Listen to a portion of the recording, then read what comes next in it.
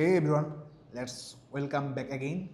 In this video, I'll show you how to install Life360 app on your iPhone. So let's start. First, make sure your iPhone is connected with cellular data or Wi-Fi through. Then let's open our App Store.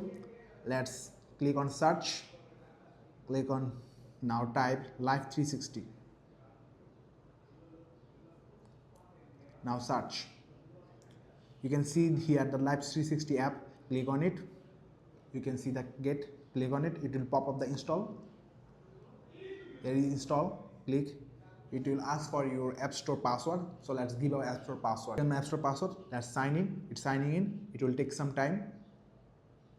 It's done, and you can see it's downloading, or you can say installing here. So let's wait a little bit.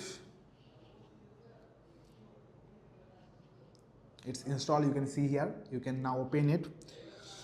So that's it. Hope this video helped. If it did, please like and subscribe for more tips and tricks for your iPhone. See you next time.